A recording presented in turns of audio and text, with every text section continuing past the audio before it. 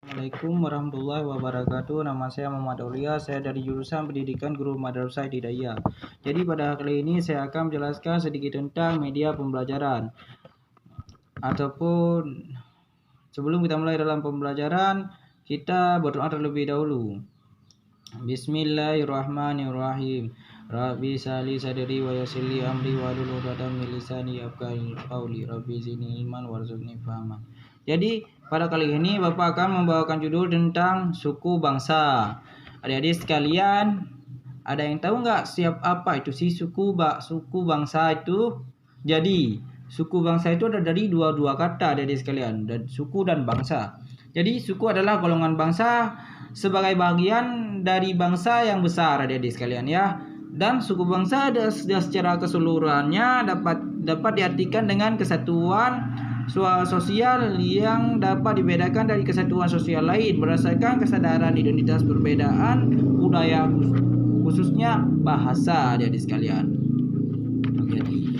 Jadi adik-adik sekalian, di suatu orang-orang, sekelompok orang-orang diidentifikasi sebagai suatu suku adalah anggota dirinya dengan anggotanya, dirinya dengan sesamanya, menganggotakan dirinya dengan sesamanya, bahwa membuat suatu kelompok itu namakan dengan suku adik-adik sekalian. Tapi bukan sekelompok orang kecil, ini sekelompok orang besar adik-adik sekalian. Dan juga bisa kita lihat dari keturunan yang dianggap sama. Mereka di satu tempat lahir itu adik-adik sekalian. Itu bisa dinamakan dengan suku. Contohnya adik-adik sekalian lahir di Aceh, nanti sukunya apa itu? Suku Aceh atau apalah nanti kan. Selain itu dapat juga dilihat oleh kesamaan budaya, bahasa, agama, perilaku dan biologis. Contohnya budaya Sunda nanti apa budayanya berbeda dengan budaya Batak dan sejenisnya.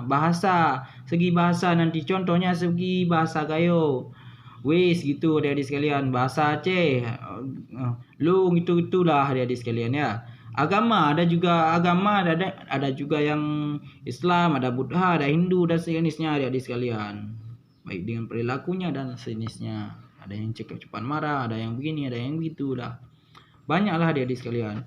Jadi ada beberapa suku di Indonesia contohnya seperti suku Jawa, Sunda, Batak, Bugis, Asma, Ambon, Dayak, Bali, Minang dan Betawi adik-adik sekalian ya.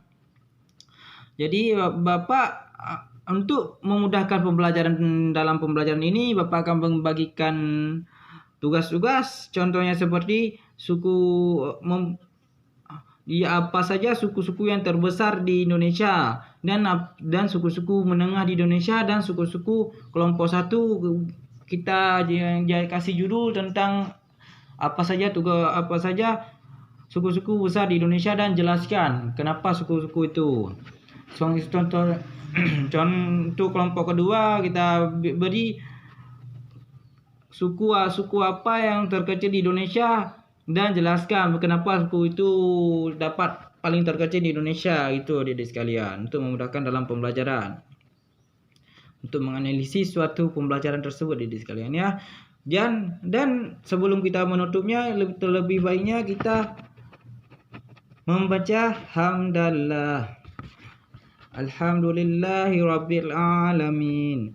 Jadi sekian dari Bapak. Apabila ada kekurangan, Bapak mohon maaf karena Bapak juga seorang manusia, pasti banyak kesalahan. Wabillahi taufiq wal hidayah. Assalamualaikum warahmatullahi wabarakatuh.